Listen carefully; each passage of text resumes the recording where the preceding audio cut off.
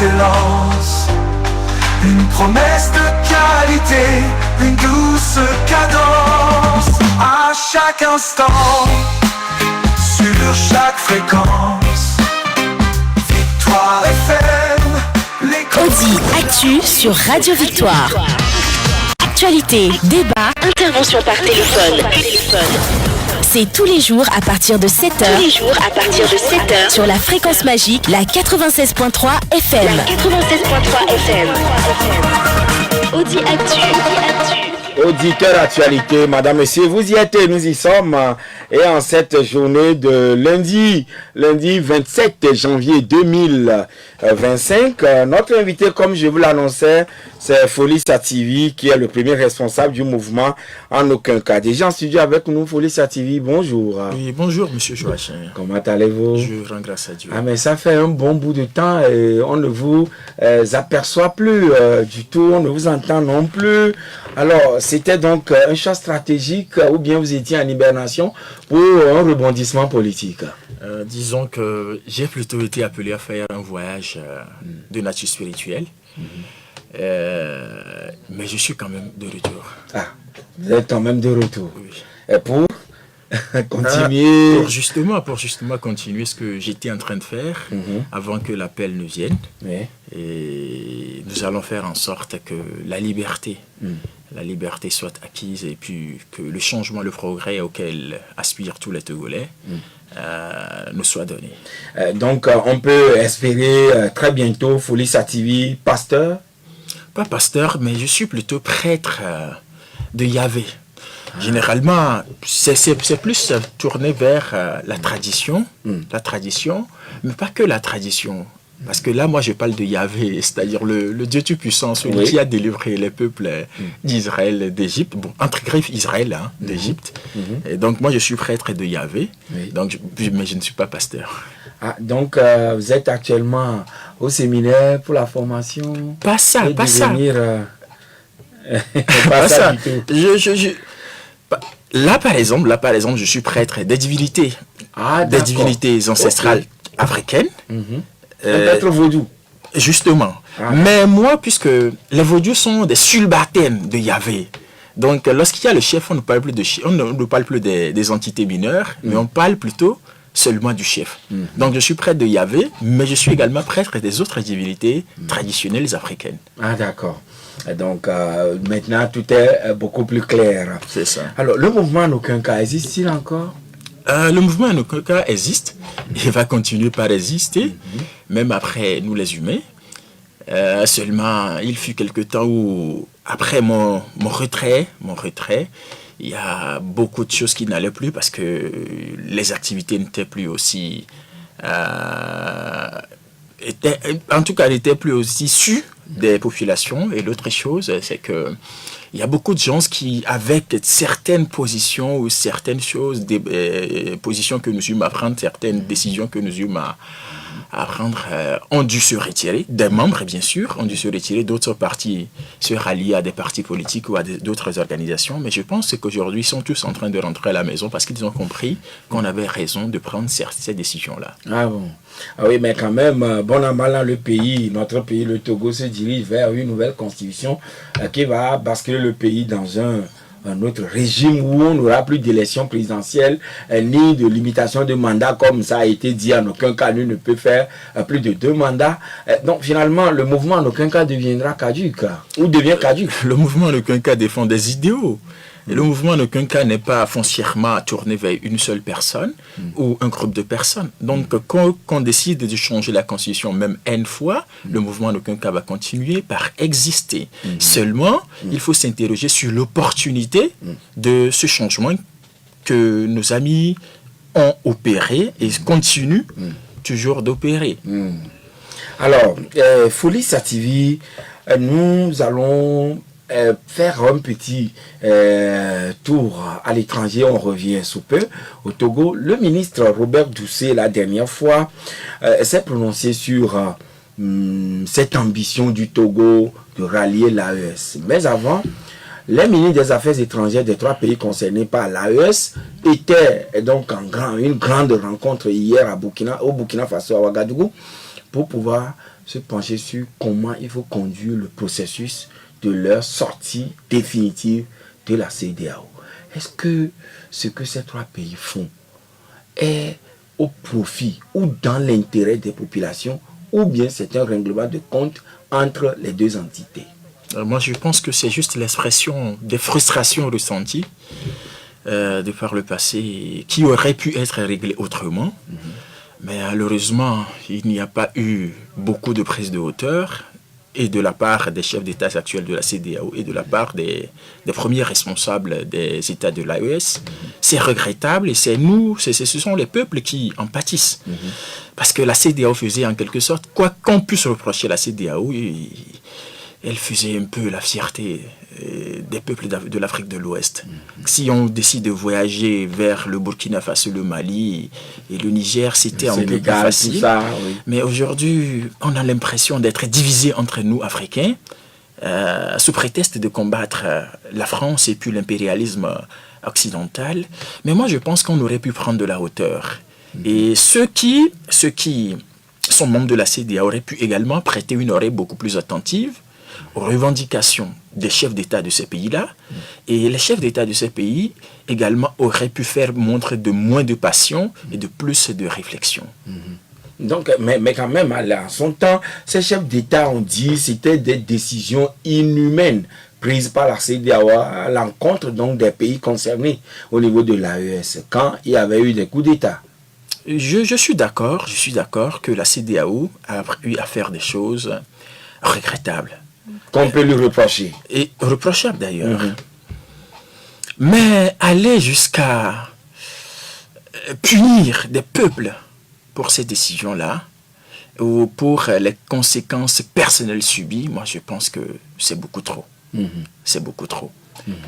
Oui, mais voilà qu'ils estiment que pour pouvoir discuter aujourd'hui, la CEDEAO ne doit plus parler à un seul pays, mais à tout le bloc, autrement dit les trois pays de la CEDEAO. Moi je pense qu'un jour ou l'autre, les peuples et de la CEDEAO et de l'AES vont finir par se retrouver encore ensemble, soit sous la dénomination de la CEDEAO ou d'une autre entité. Parce que moi, je sais que les peuples africains ont foncièrement envie d'être ensemble, d'être unis et pas d'être divisés. Donc, qu'aujourd'hui, les chefs d'État, Assimi Goïta, Ibrahim Boubacar Keïta ou Tiani et les autres chefs d'État de la CEDEAO. Ibrahim Traoré, voudrais vous dire. Oui, Ibrahim Traoré, et plutôt. Quelle que soit leur position d'aujourd'hui, moi je pense que demain, les choses vont changer. Demain, les choses vont changer. Les choses vont changer. Autrement dit, l'AES sera appelée à disparaître encore au profit de la CEDEAO. Les idéaux défendus par certains chefs d'État de l'AES ne vont pas disparaître. Les idéaux ne vont pas disparaître. Mais je pense qu'il y aura à un moment donné beaucoup de changements au niveau des peuples, aussi bien de la CEDEAO qu'au niveau de l'AES, qui vont finir par se dire, il faut que ça évolue. Il faut qu'on prenne des décisions radicales. Et toujours au profit dans l'intérêt supérieur des populations, des pays, qu'on soit dans l'AES ou bien dans la CEDEAO. Des populations africaines, j'allais dire, des populations africaines. Parce que l'idéal rêvé par tous, c'est l'Union africaine, c'est d'arriver à une union. Mais avez-vous suivi la dernière fois l'arrivée donc de IB au niveau d'Accra quand il était question de l'investiture de John Dramani Mahama? Bon, je l'ai suivi. Je pense qu'il est célébré pour son courage, sa bravoure. Parce qu'il est en train de dire tout haut ce que tout le monde pense tout bas. Il est en train de dire à la France des vérités que beaucoup ne sont pas capables de dire. Il est en train de dire à des États occidentaux ce que beaucoup ne sont pas capables de dire. Et ça, les peuples aiment. Mais finalement, est-ce que ce n'est pas du populisme? Bon, je pense qu'on en a également besoin. On a également besoin. Nous fûmes, par exemple, responsables syndicaux, et au temps où nous étions encore dans le syndicalisme étudiant, il y a des choses qu'on arrivait à dire, mais que d'autres étudiants ne pouvaient pas dire. Et ça donc, vous valait vraiment? Comment vous portez sur le pinacle? Justement, il y avait des gens qui nous célébraient tels des héros pour ces vérités qu'on arrivait à dire. Je pense que c'est de ça que jouit actuellement M. Traoré. Et bon, pas forcément parce qu'il est assez intelligent, non, parce qu'il est courageux, parce qu'il est brave. Il est brave, il est courageux, il a de l'audace. Ah oui, mais l'AES démarre aujourd'hui, de mercredi 29 janvier, l'utilisation d'un nouveau passeport disant passeport AES. Et on abandonne graduellement le passeport de la CEDEAO. Mais vous préconisez, vous prônez toujours que les peuples se comprennent entre eux et puis qu'on reste toujours unis en Afrique. Ah oui, c'est nécessaire. Aujourd'hui, avec le passeport AES, que va-t-il se passer? Moi, je me pose beaucoup de questions. Entre-temps, lorsqu'on veut voyager vers d'autres États, il suffisait de la carte d'identité nationale du pays membre de la CEDEAO, pour pouvoir prendre même un vol vers tous les États de la CEDEAO. Oui, j'en étais témoin la dernière fois. Il y avait eu un confrère dont le passeport était expiré et puis il n'avait que sa carte d'identité, mais il a pris Aska ici à Lomé pour rallier Cotonou. Tout à fait. Oui. Tout à fait. C'est possible. Et aujourd'hui, avec ce passeport-là, moi je pense qu'il va se poser beaucoup de problèmes et c'est sûr et certain que les chefs d'État actuels de la CEDEAO également vont essayer de créer des problèmes, de faire en sorte que cette décision soit regrettée. Moi, je n'aurais pas souhaité quand même qu'on puisse aller jusque-là, mais comme je l'ai dit, un jour ou l'autre, il faut que les peuples se retrouvent pour décider de leur avenir. Parce que là, ce sont les chefs d'État qui décident à notre place. On ne nous consulte pas au fond. On ne nous demande pas notre avis, on ne nous sollicite pas, on ne nous demande pas si ce qu'on veut faire nous convient ou pas. En principe, la décision même du retrait de ces pays de la CEDEAO, moi je pense que ça devait faire l'objet d'un référendum. En principe, on devrait faire une consultation référendaire pour pouvoir... En principe, c'est une décision suffisamment grave, avec des portées vraiment pas possibles, et qu'il fallait consulter les peuples. Est-ce que les chefs d'État ont consulté les peuples avant de sanctionner les autres peuples de l'AES? Bon, ça, c'est des décisions que les chefs d'État ont eu à prendre et qui ont effectivement impacté sur la vie des populations. Mais sortir de la CEDEAO, c'est une décision suffisamment grave. Mais c'est du tic au tac. Et créer l'AES également, c'est une décision suffisamment grave. Ou bien suffisamment importante. Suffisamment importante et grave également, qu'il faudrait consulter à la base les populations. Aujourd'hui, les chefs d'État qui dirigent l'AES ne sont pas venus par des élections. Ce sont des militaires qui ont pris le pouvoir par des coups d'État. Alors, ils viennent, ils créent des choses au nom des peuples. Or, ils ne bénéficient pas de la volonté populaire. Ils n'ont pas encore la légalité. On ne sait pas si effectivement tout ce qui sort représente vraiment la moitié, c'est-à-dire les 50% et plus de leur population. C'est-à-dire ceux qui les soutiennent représentent effectivement tel, ou c'est juste quelques personnes qui les soutiennent en réalité. En réalité, des décisions pareilles doivent être soumises au référendum. Et moi, si ça ne dépendait que de moi, on dit, bon, qu'avant que cela ne passe, il faudrait au moins que 75% des populations soient d'accord. C'est suffisamment des décisions graves. Aujourd'hui, les gens se sont en train... Oui, mais à ce niveau-là, est-ce qu'il existerait des insuffisances au niveau des têtes de la CEDEAO pour contraindre les pays quand vous devez prendre des décisions qui engagent toute la nation? Alors là, il faudrait quand même nécessairement aller consulter les populations avant de prendre ou d'engager le pays sur ce genre de trajectoire? Je pense qu'il y a des insuffisances, mais qui, avec le temps, finiront par être corrigées. Vraiment? Vous y croyez? Toute chose est appelée à évoluer. Et malgré ces insuffisances, quand même, le Togo nourrit l'ambition bien d'écarte par le fait de rejoindre l'AES. Moi, je pense que c'est de la pagaille politique. Vous dites? Je pense simplement que c'est de la pagaille politique. On a l'impression que notre diplomatie est devenue une diplomatie attrape-tout, comme le dira quelqu'un. Et ça ne sent vraiment pas du sérieux. Pourquoi veut-on rejoindre l'AES? Les populations togolaises ont-ils demandé à rejoindre l'AES?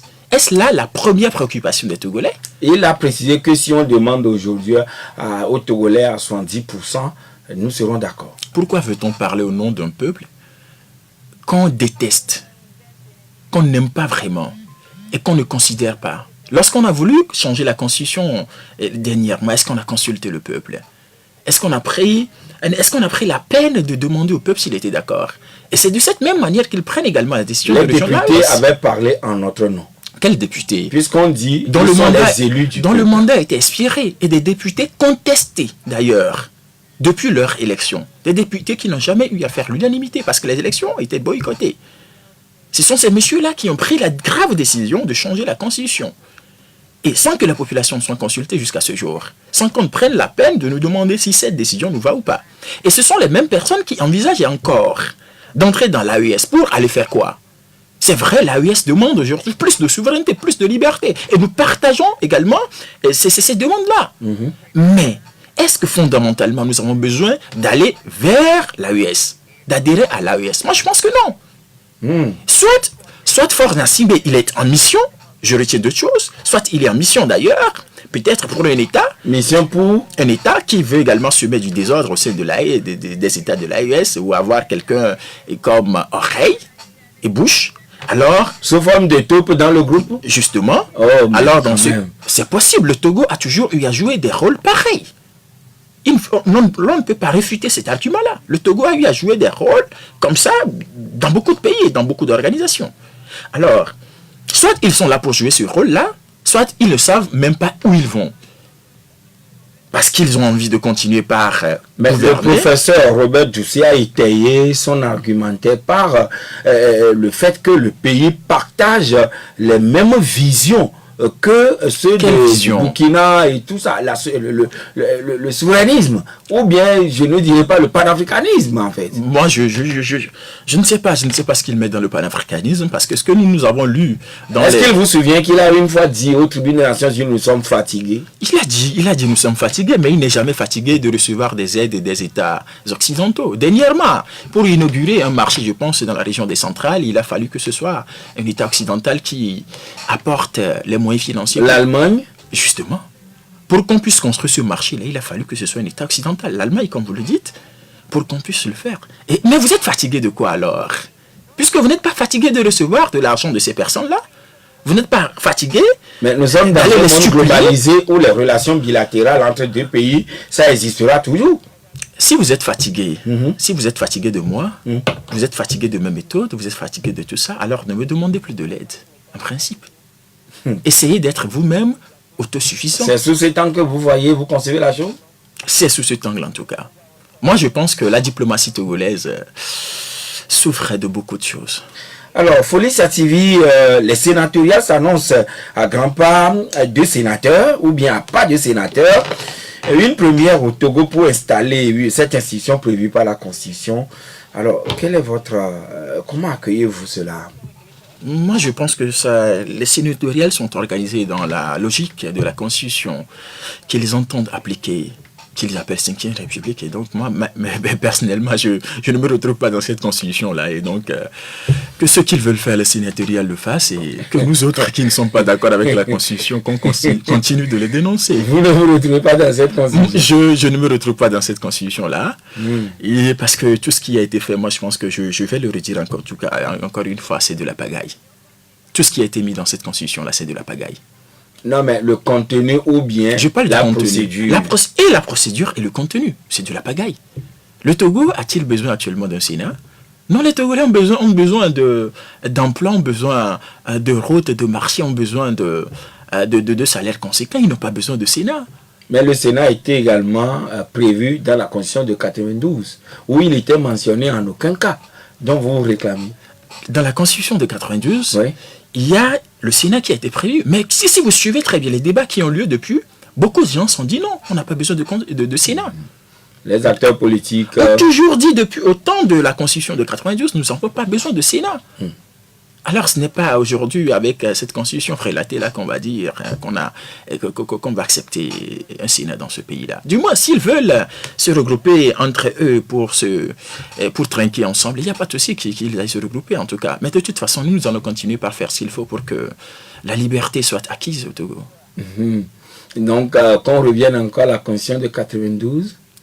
En tout cas, qu'on essaie de faire la volonté du peuple. Alors, les grands partis de l'opposition boudent de ce scrutin. Bonne stratégie politique ou peut-être erreur stratégique? Moi, je pense que chacun est dans sa logique. Celui qui n'était pas d'accord avec la Constitution de 80, avec les modifications opérées, est dans son droit, de ne pas vouloir participer aux élections sénatoriales. Et donc, ceux qui s'étaient retrouvés dans cette logique-là, c'est normal qu'ils qu'il se retrouve à faire chemin avec ceux qui veulent organiser les sénatoriales. Oui, mais d'aucuns brandissent quand même le fait que de par le passé, on a boudé ou boycotté des élections, ça a payé cash. Est-ce qu'on n'est pas en train de courir le même risque? C'est quoi l'apport des sénatoriales au Togolais? Moi, je veux bien comprendre. Non, c'est-à-dire, ça va fondamentalement changer quoi dans la vie des Togolais? Est-ce que ça va nous apporter plus d'emplois? Est-ce que ça va changer l'état de nos hôpitaux, l'état des écoles? Est-ce que ça va changer l'état de nos conditions matérielles? Non, je ne pense pas. Au contraire, les acteurs politiques, ce sera encore du gaspillage. C'est de la gabegie, en fait. C'est de la gabegie. Ce n'est rien d'autre que de la gabegie, du gaspillage des fonds publics. Et on veut juste récompenser certains amis, certains copains. Moi, je pense qu'il faut sortir de ça. Un État sérieux, avec un gestionnaire sérieux à la tête de l'État, ne peut pas se permettre tout ça. Regardez, dernièrement, ils ont mis en garantie beaucoup d'immeubles, c'est-à-dire les sièges par exemple de la CENI, de certains ministères, de l'UTB, et contre 150 milliards de francs CFA. Parce que le Togo n'a pas 150 milliards de francs CFA, et pour prêter de l'argent, ils ont dû mettre en garantie certains immeubles. Alors, vous n'avez pas de l'argent, et vous passez au prêt pour 150 milliards. Mais c'est vous qui voulez encore créer d'autres dépenses. Moi, je ne comprends pas. Je ne comprends pas. Le Sénat, qui est une institution prévue par la Constitution, vous pensez que alors ça sera du gaspillage ou de la gabegie financière? C'est de la gabegie. C'est du gaspillage. On n'en a pas besoin. Avec tout ce qu'on a comme problème dans ce pays, moi je pense qu'il faut plutôt aller vers une meilleure gestion. Il y a même des choses à supprimer dans ce pays-là. Si nous étions à leur place, par exemple, on va supprimer certains postes. On va supprimer carrément certaines institutions ou quand même... Par exemple Si vous prenez par exemple le A+CHIA, ça sert à quoi? Cette institution devrait être supprimée. Oui, ça sert à lutter contre la corruption. Quelle corruption? Qu'est-ce qu'ils ont fait de concret? Qu'est-ce qu'ils ont fait de concret? Qu'avez-vous vu de concret? Les mêmes qu'ils sont... La corruption contre laquelle ils veulent lutter, cette corruption est opérée par qui? Qui corrompt? Qui sont les corrupteurs? Et qui sont les corrompus? Si ce n'est ceux qui les ont nommés. Alors, ils vont faire arrêter ceux qui les ont nommés. Faure Gnassingbé a dit qu'une minorité s'est accaparée des richesses. Alors, c'est qu'une minorité a pris en otage sur le pays, de façon indue. Alors, le A+CHIA va aller faire arrêter cette minorité-là? Non, moi, je ne pense pas. Bon, vous ne voyez pas le caractère fort donc de cette institution pour traquer ceux-là qui seront les corrupteurs et les corrompus? Nous apprécions le A+CHIA par rapport au travail qu'il a eu à faire. Ça fait des années qu'ils sont là. Ça fait des années qu'ils sont là. Quel est le bilan? Qu'est-ce qu'ils ont concrètement fait? Qu'est-ce que la A+CHIA aurait pu faire? Et en ce moment-là, cela vous aurait contenté?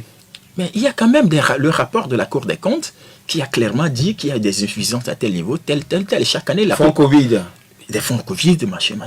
Il y a beaucoup d'insuffisances qui ont été relevées par la Cour des comptes. Alors, est-ce que le A+CHIA y a travaillé? Est-ce qu'on a fait entendre des gens? Est-ce que des gens sont actuellement en prison pour cela? Non, personne n'est inquiété. La dernière fois, un syndicat, en tout cas le syndicat national des praticiens hospitaliers du Togo, a dénoncé également le détournement présumé, puisqu'il faudrait quand même que des enquêtes prouvent cela, qu'un individu aurait gardé par devers lui ou bien près de 100 millions de francs CFA, si je dois le dire, qu'il aurait détourné. Je n'ai pas les preuves de ce détournement-là. Je n'ai pas les preuves, mais s'ils l'affirment, c'est sûrement parce qu'ils ont des informations et c'est parce qu'ils ont des documents qui prouvent ce qu'ils sont en train de dire. En principe, avec ces dénonciations-là, le A+CHIA devait se saisir de ce dossier, faire appel aux responsables syndicaux pour mieux comprendre la situation et également interpeller le concerné pour l'écouter et pour faire la vérification qu'il faut. Mais rien n'est fait. Rien n'est fait. Et d'ailleurs, pour commencer la lutte contre la corruption, je pense qu'il faut commencer par la déclaration des biens des premiers responsables. Ça a commencé quand même, auprès de Madame le médiateur de la République, je crois. Vous avez obtenu la déclaration des biens de M. Faure Gnassingbé? Non, c'est-à-dire, est-ce que vous l'avez en main aujourd'hui? Est-ce que vous pouvez nous dire combien d'immeubles M. Fornassimbe a en son nom dans ce pays? Combien de voitures il a? Combien de bêtes il a à sa disposition? Oui, mais peut-être la déclaration aurait été faite à l'insu de la population. Ailleurs, les déclarations sont publiques. Tout le monde sait un peu ce que le chef de l'État avait avant sa venue au pouvoir, ou ce qu'il a à l'instant T. Dernièrement, nous avons vu avec le président Bassirou Diomaye Faye. Oui, du Sénégal. Nous avons vu combien il avait sur son compte en banque. Nous avons vu combien de maisons il avait. Alors, ici au pays, tout est fait en cachette. On nous dit qu'on fait de la déclaration publique des biens, mais tout est fait en cachette.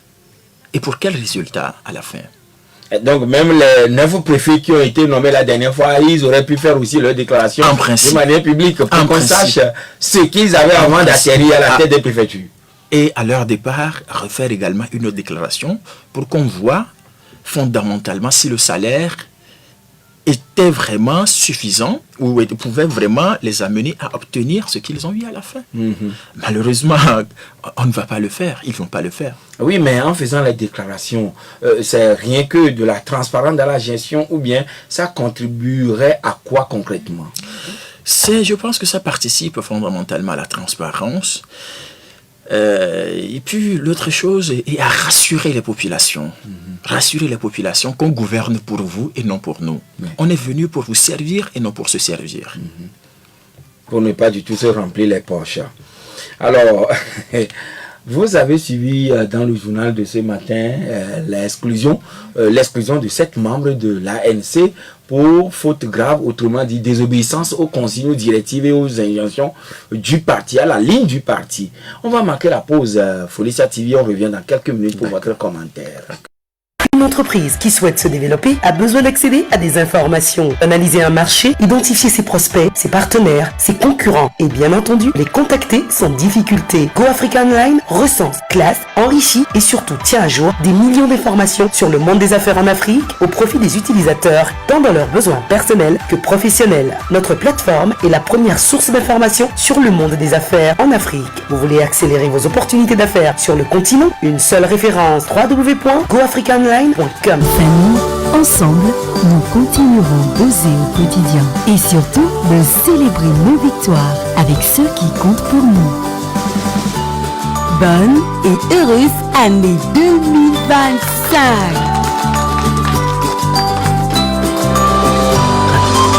New Africa, un monde nouveau vous appelle. Pas encore abonné? C'est le moment ou jamais. Rejoins la famille Yastogo et profite d'un débit internet doublé exceptionnellement pendant 30 jours, plus 15 jours gratuits. Passe à la vitesse supérieure avec la fibre Yastogo en 2025. Regarde tes séries en Ultra HD. Travaille en toute tranquillité ou offre aux enfants la meilleure expérience de jeu en ligne. Offre toutes les possibilités avec la fibre Yastogo. Tu veux la fibre Yastogo chez toi? Abonne-toi vite en agence ou auprès de nos commerciaux itinérants et découvre la puissance de la fibre Yastogo exceptionnellement en débit doublé chez toi. Info 888. Offre disponible sous réserve d'éligibilité de la zone couverte. Promo valable jusqu'au 28 février 2025. Avec Yastogo, ensemble, ouvrons l'horizon des possibles. Encore beaucoup de lots Jama jusqu'au 31 janvier 2025. À la demande générale, la SNB prolonge d'1 mois la réception des lots du jeu Capsule Jama. Des milliers de lots restent à être gagnés. Alors consomme Jama Pilsner, Jama Ladja, Jama 228, Jama Panaché, Jama Stock Porteur et gagne des t-shirts, des décapsuleurs, des téléphones portables, des bouteilles de gaz, des bons d'achat, des téléviseurs, des réfrigérateurs jusqu'au 31 janvier 2025. Les capsules portant eau, mat ou blond ne sont pas gagnantes. Attention, la réduction du prix de Jama 228 et Jama Ladja 50 centilitres à 500 francs est prolongée jusqu'au 30 mars 2025. Réclame le juste prix. Infoline 70 49 95 48 ou le 70 49 95 49. Avec Jama, on est ensemble. Les moustiques tuent, les cafards et les termites sont de vrais casse-têtes. Voulez-vous être en bonne santé et vivre sereinement chez vous? Vite, trouvez l'insecticide Fatala. Pour tous vos désagréments liés aux insectes, moustiques, cafards, mouches et termites, l'insecticide Fatala est votre solution. L'insecticide Fatala se trouve au grand marché de Lomé et dans toutes les surfaces de vente. Vous y trouverez l'insecticide Fatala en aérosol et en spirale. Insecticide Fatala, l'allié de votre épanouissement. Si chaque dépôt d'argent sur votre compte EcoBank vous offrait une chance de remporter des lots exceptionnels. Que vous soyez salarié, ouvrier, commerçant ou chef d'entreprise, nous célébrons une nouvelle fois votre fidélité. Jusqu'au 31 janvier 2025, augmentez vos chances de remporter des smartphones, des congélateurs, des smart TV et même des billets d'avion en multipliant les dépôts sur votre compte personnel ou entreprise. Vous n'avez pas encore de compte? Rendez-vous dès maintenant dans l'une de nos agences ou chez nos partenaires Express pour en ouvrir. Infoline, plus 228 22 53 76 50. EcoBank, un meilleur choix pour déposer et gagner. Sensuel, doux et bio. Le savon noir bio du Maroc est le produit idéal pour donner beauté et pureté à votre peau. Nourrit la peau en profondeur et lui donne un éclat merveilleux. Utilisé avec son lait corporel Beldi, votre peau est protégée contre les rides et les vergetures. Les taches disparaissent, votre peau se rajeunit et le teint est unifié. Le savon noir bio du Maroc est désormais disponible en sachet de 400 grammes et en pot de 500 grammes. Pour votre bonheur et totale satisfaction, nous avons ajouté de nouveaux produits, à savoir le savon visage propre à base de soufre pour éliminer les boutons au visage, l'excès de sébum et les démangeaisons cutanées. Les produits à base de Nila bleu, poudre de Nila bleu, savon noir à base de Nila bleu et son lait corporel et le gommage à base de Nila bleu. L'eau de rose naturelle pour le corps et le visage. Les huiles végétales cosmétiques pour la peau et les cheveux, les gants de crin et des gommages pour vous aider à vous débarrasser des taches rebelles sur la peau. Nos produits portent toujours la griffe ED sur les étiquettes et sont disponibles dans les pharmacies et boutiques partenaires. Pour tout achat en gros, contactez Émergence Divine au 90 13 67 49 ou au 97 94 08 65. Savon noir bio du Maroc, le choix qui vous transforme. Hey, belle sœur, le nouveau numéro de Dagon Magazine est déjà disponible dans les kiosques. À la une de ce 35e numéro, une Dagon militante, engagée, infatigable défenseur des droits de la femme et figure de proue de la société civile togolaise. Dagon Claire Regina Ameyo Kwenom. Elle dit qu'il faut continuer de se battre pour que la vie soit belle. Et bédé, n'y a pas ton voix, à travers une interview exclusive accordée à Dagon Magazine sur son parcours.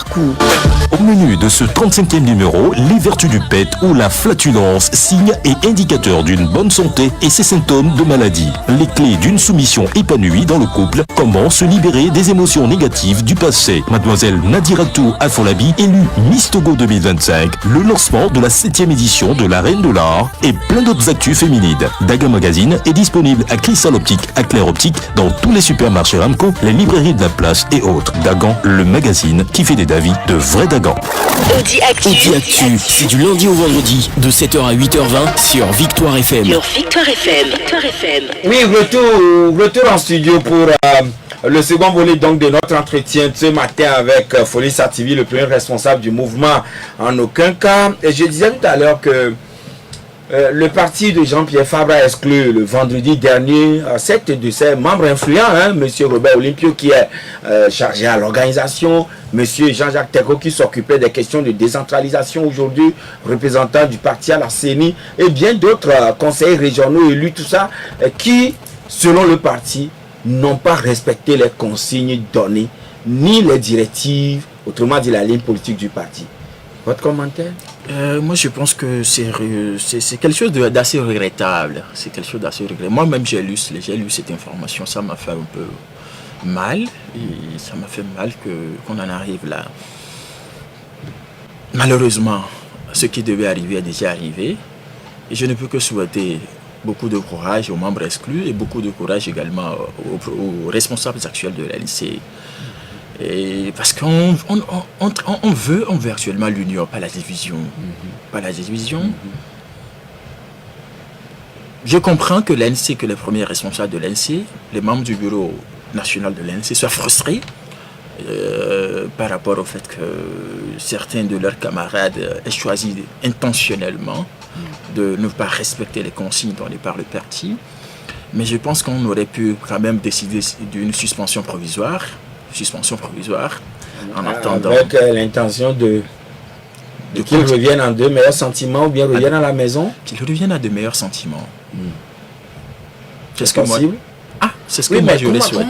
Comment appréhendez-vous le fait qu'aujourd'hui, sinon ce n'est pas à l'ANC seul, même au niveau des FDR, il y a des militants élus, comme le parti a choisi de ne pas siéger, mais eux aussi ils siègent. Comment on peut expliquer cet état de choses? Que des militants convaincus de première heure d'ailleurs du parti aujourd'hui, finalement ne respectent plus les consignes données. Mais il faut dire que beaucoup sont fatigués. Beaucoup sont fatigués du cheminement fait et du fait que la lutte est en train de durer, la lutte pour le changement est en train de durer. Et l'autre chose également, c'est que les militants n'ont souvent pas le même degré de compréhension des événements que les premiers responsables. Ça nous arrive même à notre sein. Je le disais au début de l'émission, qu'il y a des militants qui n'ont pas compris certaines décisions que nous eûmes à prendre et qui se sont éloignés de nous à un moment donné. Mais aujourd'hui, ce ne sont pas des militants très convaincus de ce qu'ils sont en train de faire, on dirait. Pas vraiment qu'ils n'étaient pas des militants convaincus, mais c'est des gens qui voulaient vraiment le changement, mais qui pensaient qu'on pouvait obtenir le changement par d'autres voies. Mais ces voies-là, nous autres avons compris qu'elles ne nous amèneront nulle part. Mais je pense que c'est avec un peu... C'est le temps leur permet de comprendre qu'en réalité, nous avons vu plutôt ce qu'ils n'ont pu voir à l'instant où nous leur expliquons. Donc, aujourd'hui... ça ne vous surprend pas? Aujourd'hui, est-ce que M. Robert Limpio, est-ce qu'il est corrompu? Est-ce qu'il est traître? Moi, je dis non. Avec le parcours de ce monsieur au sein de l'ANC, moi je pense simplement qu'il est soit fatigué, et puis, ou carrément il a estimé au niveau, chez nos confrères de République of Togo, comme que nous avons décidé à un moment donné de ne plus jamais bouder ou boycotter les élections. Et donc pour lui, c'est inadmissible que le parti puisse dire non, on ne va pas aller à ces élections. Bon, là je le paraphrase. Moi, je ne suis pas contre le boycott. Je ne suis pas pour plutôt le boycott des élections. Mais moi, je pense qu'à un moment donné, il faut qu'on s'aligne sur les idéaux que défendent la directive donnée par le parti dans son ensemble.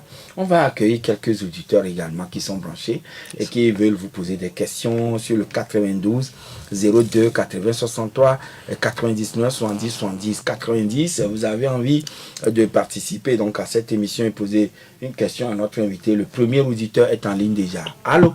Allô, bonjour Joachim. Oui, monsieur Gado, bonjour. Bonjour à notre invité. Oui. Bonjour. Bon, je voudrais lui demander s'il a fait des sondages dans l'AOS pour savoir si la population de l'AOS n'est pas l'AOS.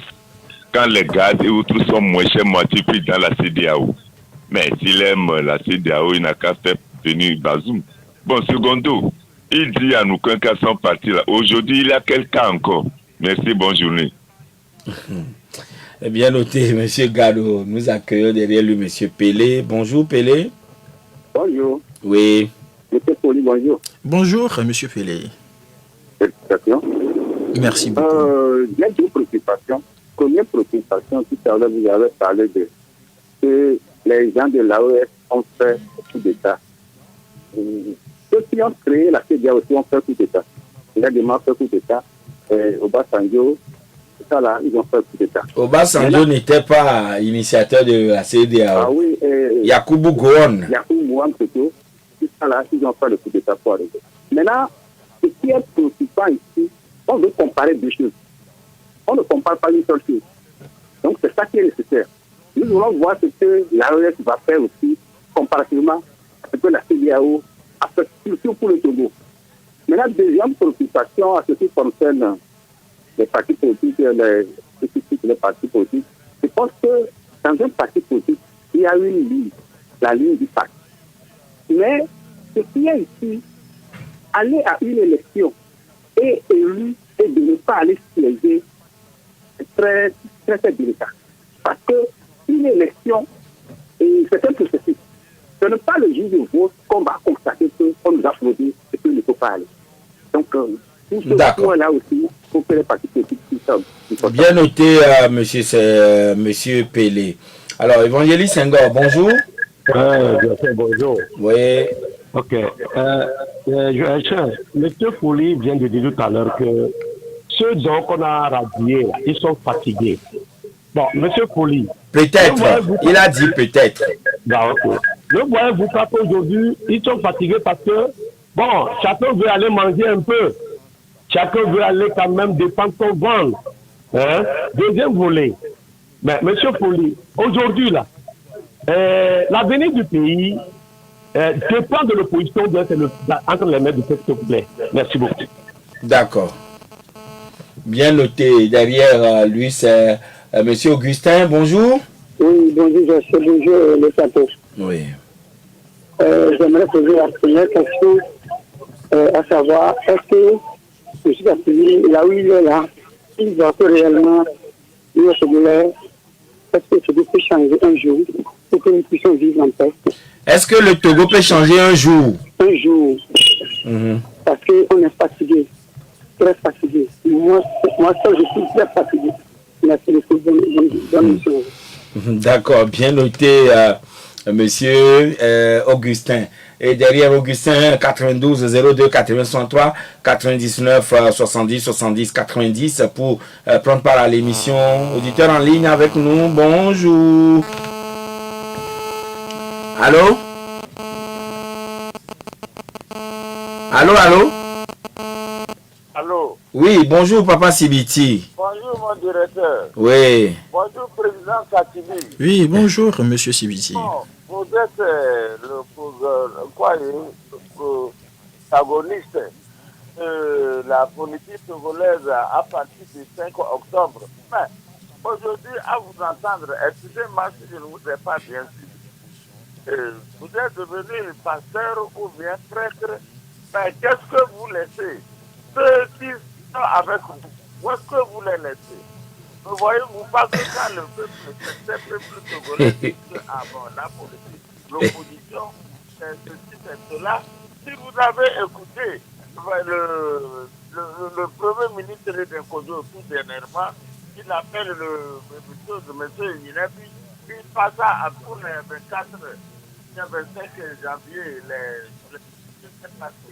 voyez que depuis 1998, qu'est-ce que le Togo, les gens ont gagné pour leur de vivre le panier de l'aménageur, de vivre l'aménageur des conditions. Qu'est-ce que le peuple a gagné? D'accord. Bien noté, Papa Sibiti, pour votre participation. Nous accueillons M. Agbovon. Bonjour. Bonjour, M. Joachim. Oui. Bonjour, M. Sativi. Oui, bonjour. Ok. Courage, courage. Moi, ma question est que, bon, depuis que vous avez créé votre mouvement, comment est-ce que vous voyez l'horizon? Est-ce que l'horizon nous promet? D'accord. Comment est-ce que vous voyez l'horizon? Merci. C'est ça. Bien noté. Oui, Folie Sativi, monsieur Sativi, vous avez eu à écouter les uns les autres, mais on va y aller pas à pas. Depuis que votre mouvement est créé, comment voyez-vous, entrevoyez-vous l'horizon? Est-ce que l'horizon est prometteur? Je pense que c'est prometteur. S'il n'était pas prometteur, nous n'allons pas continuer, malgré les situations douloureuses auxquelles nous faisons face, à vouloir le changement. Non. Et Augustin a renchéri, en tout cas, est allé également dans le même sens en disant, est-ce que le Togo peut changer un jour? Le Togo va changer, doit changer. Et quand on parle de changer, qu'est-ce que cela insinue? Et changer les pratiques. L'alternance ou bien autre chose? Moi, je pense que dans le changement, il faut plutôt défendre des idéaux. Le changement dont nous parlons, c'est la liberté sous toutes ses formes. C'est le pain pour tous. C'est la prospérité partagée, la solidarité et le retour des valeurs qui jadis faisaient la fierté de ce pays-là. La distribution équitable donc des biens publics. Des biens publics et les valeurs de solidarité, d'union, d'entraide. C'est de tout ça, moi, je parle. Et c'est ce que nous mettons, en tout cas, dans le changement. Actuellement, quand on voit la manière dont le pays est gouverné, c'est que rien de tout ça n'est pris en compte. On ne gouverne que pour soi, et que pour sa famille, pas pour les Togolais. Non, mais pour sa famille, c'est tout dire. On gouverne pour soi et pour sa famille. Non. Si ce n'est pas le cas, ne pensez-vous pas que ça fait longtemps que bien de solutions auraient pu trouver à certains problèmes?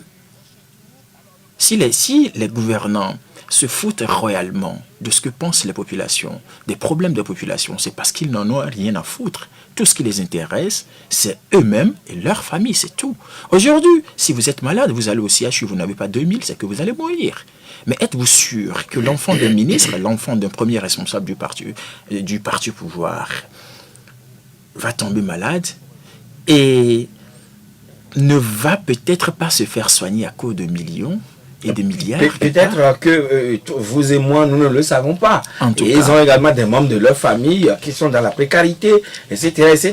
Ou bien qui manquent l'essentiel peut-être. Soit, c'est des punitions. Mais vous êtes devenu prêtre et qu'est-ce que vous avez pu laisser pour ceux qui étaient avec vous? Maintenant, clarifiez-nous un peu. Peut-être il n'a pas, puisqu'il l'a dit, Papa Sibiti, qui n'a pas bien compris. Vous êtes devenu pasteur ou bien prêtre? Expliquez-lui encore. Je suis devenu prêtre.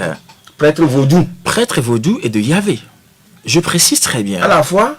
Prêtre vaudou de Yahvé. Quand je parle de Yahvé, je parle du Dieu suprême. Et quand je parle de vaudou, je parle des entités mineures. Il y a une différence. Il y a bien une différence. Et si j'ai accepté faire ce chemin pendant 3 ans, c'est également pour le bien-être de ce pays-là. Parce que si vous avez accepté rentrer entre guillemets dans un couvent ou bien en petite cachette pour revenir après, c'est pour le bien du Togo? Justement. Parce qu'à un moment donné, mais c'est un choix personnel, monsieur. Vous pouvez le dire, mais demain vous comprendrez. Parce que dans ce pays, ce que j'ai finalement compris, c'est qu'on ne peut plus avec l'intelligence, on ne peut plus, et avec notre force et notre intelligence, vouloir le changement. Mais monsieur Foli, il faut quelque chose de plus grand. Être prêtre vaudou ne devient pas prêtre vaudou qui veut. Hein. Ce n'est pas un choix. En principe, ce n'est pas un choix, mais moi, c'est que de par ma nature, je suis appelé à devenir tel, en réalité. Parce que je ne suis pas qu'un simple humain sur Terre. Là, vous voudrez amener les auditeurs dans la métaphysique. Alors, depuis 90, qu'est-ce que le peuple a gagné? Je pense que nous avons gagné beaucoup de libertés qui, au final, sont en train de nous être prises, mais qui, un jour ou l'autre, vont tous être redonnés. Et il faut continuer par se battre, il ne faut pas se décourager, parce que beaucoup de personnes sont découragées, beaucoup de personnes sont fatiguées également. Mais moi, je pense fondamentalement qu'il faut continuer d'espérer. Le changement, c'est pour bientôt. Et l'avenir du Togo dépend-il des dirigeants ou bien du peuple? L'avenir dépend du peuple. L'avenir du pays, radieux du pays? C'est au peuple de faire le choix de sortir du diktat, de la dictature, et d'entrer dans une forme acceptable de gouvernance. Alors, l'autre chose, si des gens, selon Senghor, si des gens sont fatigués, peut-être ils veulent lutter pour leurs propres intérêts. Pas forcément. Nous-mêmes, nous avons eu à faire ce procès-là à beaucoup de nos militants qui avaient des opinions contraires aux nôtres et que nous avons taxés peut-être de traîtres, mais qui, au fil du temps, se sont montrés non pas traîtres, mais simplement parce qu'ils n'ont pas compris les positions de départ. C'est tout. Et ils ont une autre approche de comment il faut faire la lutte. D'accord. Et avez-vous fait des sondages avant de dire que l'AES n'est pas très bien ancrée dans leur pays, ou bien peut-être c'est rien que quelques militants qui les soutiennent? Je n'ai jamais dit que l'AES n'était pas, les chefs d'État de l'AES n'étaient pas aimés de leur population, n'étaient pas aussi ancrés. Mais je dis qu'il faut à un moment donné des élections pour jauger en fait de leur popularité et du soutien qu'ils bénéficient exactement. C'est tout ce que je dis. Parce qu'on ne peut pas se passer des élections dans un État. Alors, Folisa TV, nous sommes à la fin de notre entretien. Et quelqu'un avait dit aussi, dans un parti, il y a une ligne, aller à une élection, ne pas siéger. Ça peut mécontenter des gens. En tout cas, moi, je garde des décisions prises par certains partis politiques. Pour eux, je ne veux pas les commenter. Alors, Folisa TV, demain, il fera beau. Naturellement. Naturellement, le Togo va changer. Et moi, j'ai espoir, je sais qu'en cette année 2025, le Togo va changer. En 2025. Oui, avec l'entrée en vigueur de la nouvelle constitution au plus tard en mai 2025. Je vous dis qu'en 2025, le Togo va changer, Faure va partir en 2025. J'ai l'assurance, la ferme assurance. Et les Togolais peuvent en être sûrs. Mais finalement, si Faure quitte le pouvoir, peut-être il va dire changer ou bien prendre quelqu'un d'autre pour le remplacer au niveau du président du conseil. Puisque c'est lui le président de UNI et c'est UNI qui a la majorité à la Monsieur Joachim, je vous dis, ce qui ne s'est jamais produit dans ce pays va se passer. Et bientôt, tous les Togolais du nord au sud jubileront et célébreront le départ de Monsieur Faure Gnassingbé, l'avènement du changement. Soyez rassurés, je vous le dis. Peut-être que vous êtes dans le secret des dieux si le chef de l'État va quand même choisir de céder sa place à quelqu'un d'autre dans le parti. On attend de voir le régime, ça va partir. C'est ce que je veux dire. Merci à vous d'être passé dans cette émission. C'est nous qui vous remercions. Et très bonne journée à vous. Merci à vous. Et voilà, mais derrière la belle vitrine, il s'appelle Coco le Parisien et la coordination digitale a été assurée par Amjoyala. Claudia Dino à la réalisation. Moi, je suis Joachim Betty. Madame, messieurs, merci pour la confiance sans cesse légendaire que vous faites. Vous renouvelez toujours à votre radio, la 96.3 Victoire FM, qui est également reçue via le bouquet Canal Plus numéro 903.